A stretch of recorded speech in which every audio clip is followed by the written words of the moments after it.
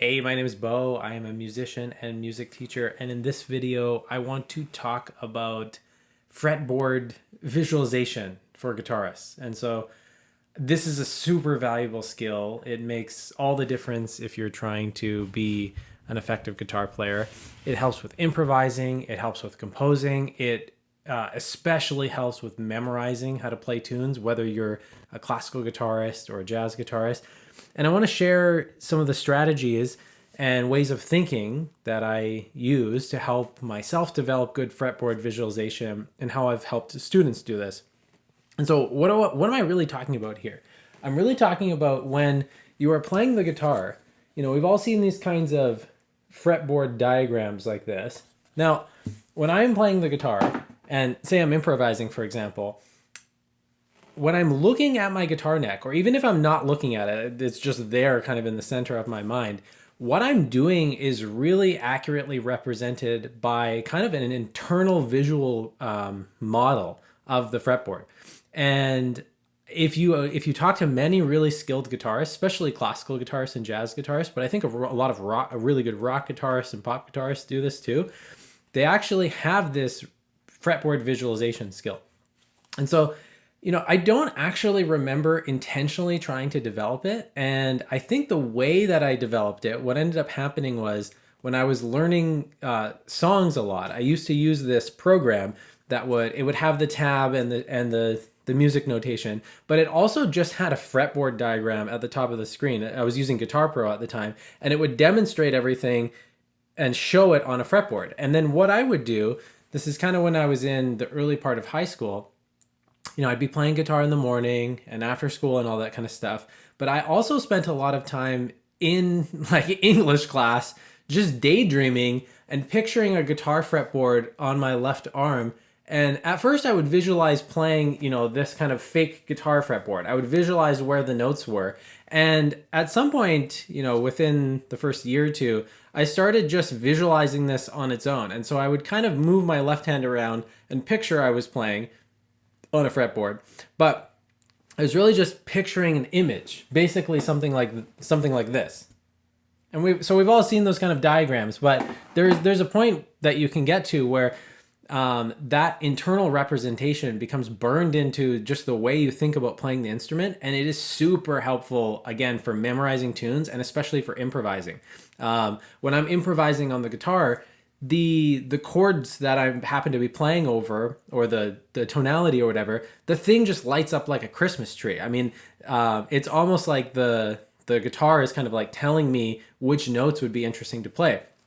Now, what's super interesting about this is that I am a terrible visualizer in general. So my wife, for example, is a phenomenal visual artist. I mean, I've interrogated her at length about what's going on in her mind when she draws something. But, you know, according to her, when she's drawing something from memory, there's a very stable image in her mind that's just sitting there, and she essentially just copies it. Now, if I tried to do that, if I try to just visualize my bedroom or visualize what my dog looks like, I really suck at that skill. So it's not like I have some special ability to visualize things. I'm actually quite terrible at it. But what's weird is for a guitar fretboard, I've developed like a very robust skill at being able to do this. And so that's just an interesting point. I mean, you may not be great at visualizing things in general, but I actually think it's separate. You can learn to do this to a large degree. And I can do this with a piano keyboard pretty well, but because guitar is my main instrument, that has been thoroughly burned into my mind. And I'll share a funny story. When I was in high school, for some reason, I was really keyed in on D major as a total fretboard, you know, visualization. And I was playing in some of its relative modes and all that kind of stuff. I actually had a dream once where I was on top of this humongous kind of train-sized fretboard walking around on the notes of D major. And just a funny experience. I mean, it was such a vivid dream. I was obviously, you know, beyond obsessed with whatever I was working on at the time. But yeah, kind of a funny story. You know, my mind knew this scale at such a deep level that I was visualizing it while I was asleep, and I was actually like walking around on it.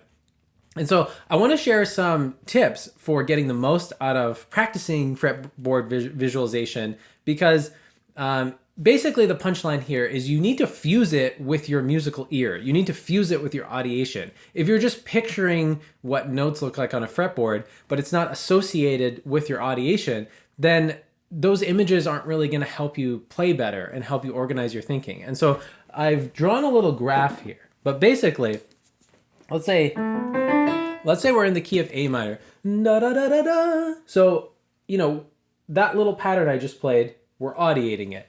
And so what do I mean by audiating it? I mean, we're actually processing that musical information at a raw musical level. We're not adding theory concepts. We're not adding factual information. Basically, we're just hearing it as a piece of musical content.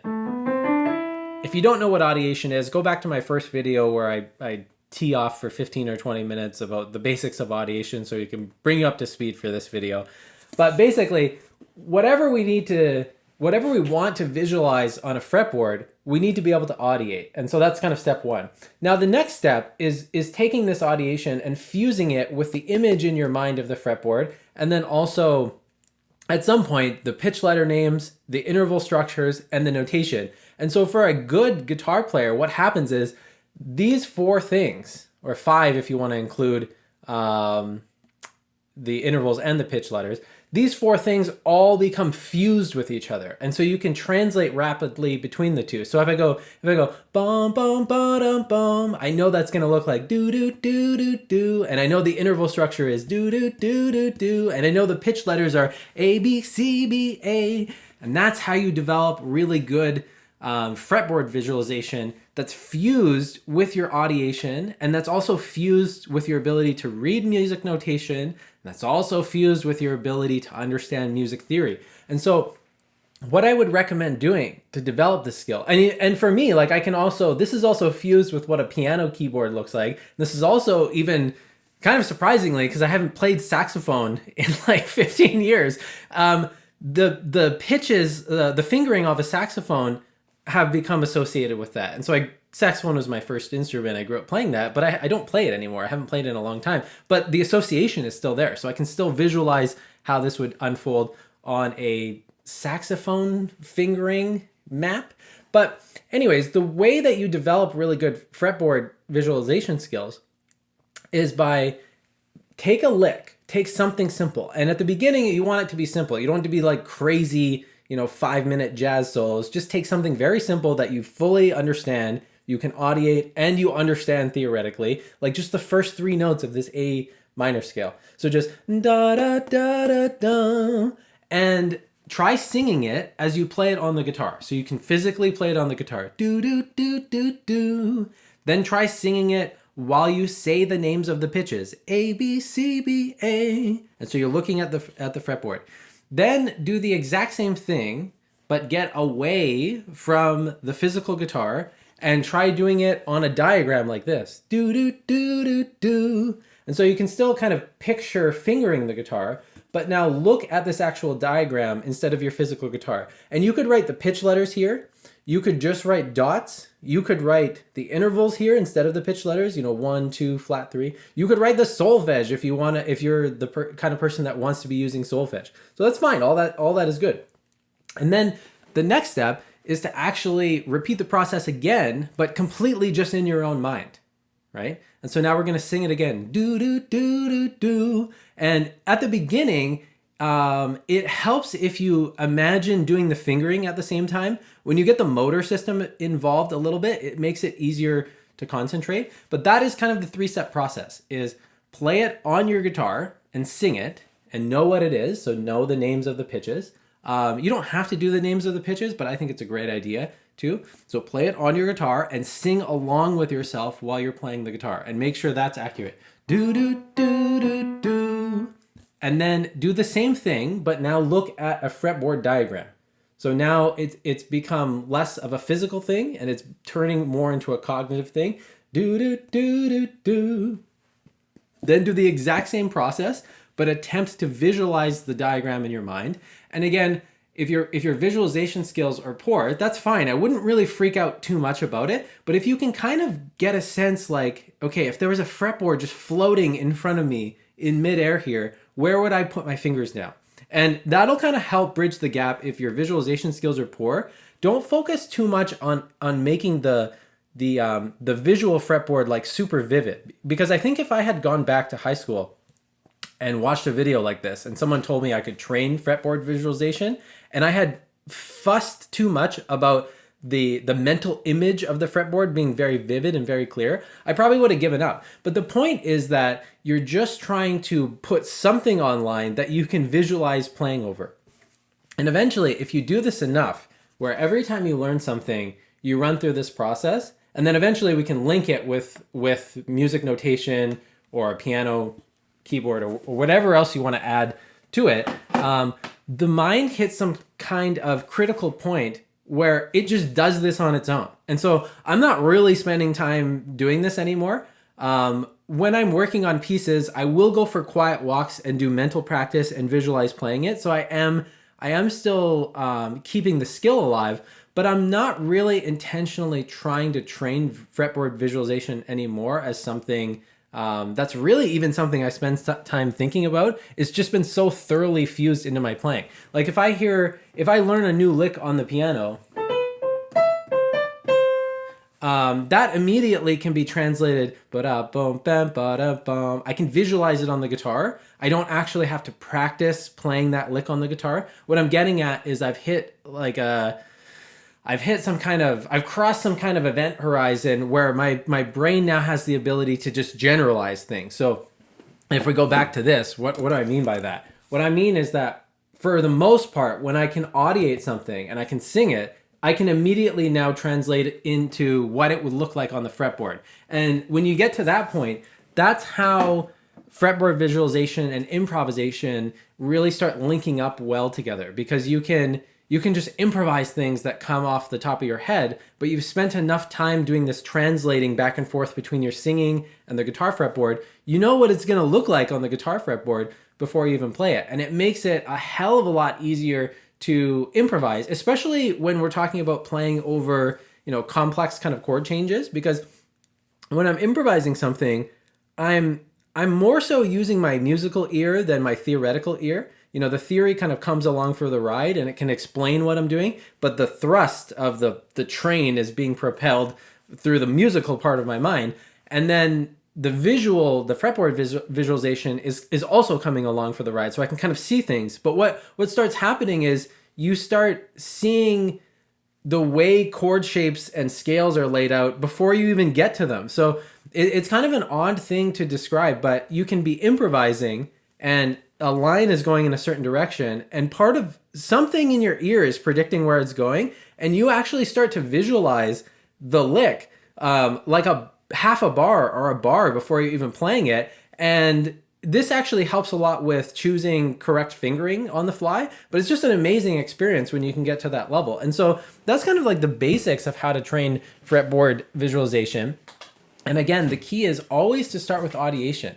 You're not going to be able to effectively visualize something that you can't audiate, because, what would it even mean to do that? If you were to attempt to visualize something that you can't audiate, really what would be happening is you'd be spending time looking at a crazy looking graph like this of a fretboard and just picturing things. And that doesn't really have meaning to it. So, I wouldn't recommend doing this with kind of new scales, new patterns that you can't even audiate. Now, you can use diagrams like this to help yourself figure out where to put your fingers on the guitar and how to see a scale on the guitar.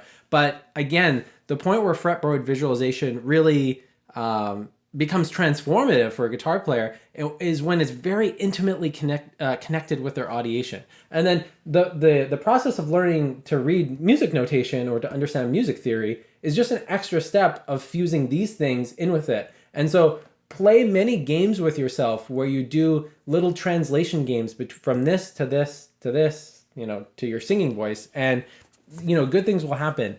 I think the frustrating part about this for most people is that for you to get to the point where it really generalizes like very deeply in your mind, it can take a while. It can take years to do properly. But the good thing here is that you don't actually have to spend that much time doing this. All you need to do is take pieces that you already know how to play, sing them, and spend time doing mental practice and visualizing them on kind of like an air guitar that is somewhat accurate in front of you. And a few minutes of that a day, or just every time you learn something, before you sign off for the practice room, run through something for a minute or two and try to visualize it. And if you fast forward 6 months or a year or two, that skill will start to become very central to your guitar playing.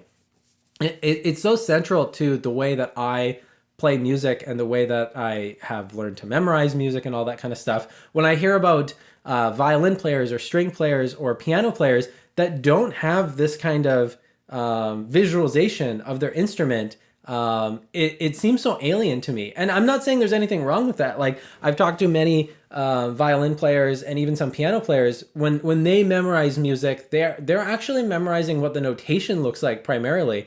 And that's not what I do. I mean, when I'm learning a classical guitar piece, I could visualize the notation of the piece if I wanted to.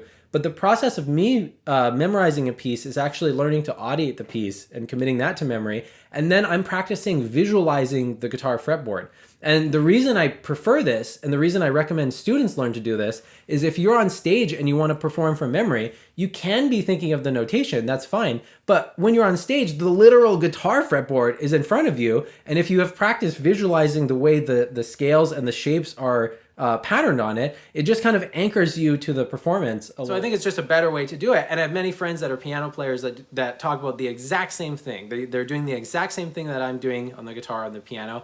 And it's kind of fascinating that so many people that I've talked to did not explicitly try to learn this, but when you interview really skilled musicians, they all seem to have this skill. I mean, so many of them have this skill. So hopefully that's helpful. If you have any questions or comments, I love this topic. So feel free to ask. It's one of my favorite things to talk about. And again, my name is Bo. I offer online guitar lessons. I do teach a bit of piano as well, but guitar is my main instrument. I also offer coaching programs for people who are very dedicated and motivated musicians. You might not need advice from me about how to learn music, but maybe you are struggling to finish your projects. And so I have a bit of a background with like productivity and project execution and stuff like that. And lately I've been doing coaching with music teachers and dedicated musicians to help you plan your projects and execute your projects. And so, if there's something really cool that you want to do, like record an album or, get ready for a concert, or God knows what, you're a music teacher, maybe you're a guitar teacher and you want to develop a curriculum that can help people do fretboard visualization from like a beginner or intermediate level. I mean, what I've done is set up coaching calls with people, and we'll do it for 6 weeks or a couple months or something like that. And we'll actually help you plan a goal, figure out how to make time for it, figure out how to do it in a way that aligns with your values and that connects with you. And again, it can just be so useful to have someone to bounce ideas off of. I did coaching for 8 or 10 months years ago, and it had a really big impact on how I approach my life as a musician and a music teacher. Just having someone to check in with once a week and kind of report how I'm doing, and then we could spend some time strategizing. Do you need to change something that you're doing, or do you need to double down on something that you're doing? It can be very therapeutic, and it can also just be very productive. And so that is one of my favorite things to do. If you're interested in setting a call up to figure out would that be appropriate for you, you can shoot me an email. I'd love to chat with you about it. Thanks so much for tuning in, and have a wonderful day.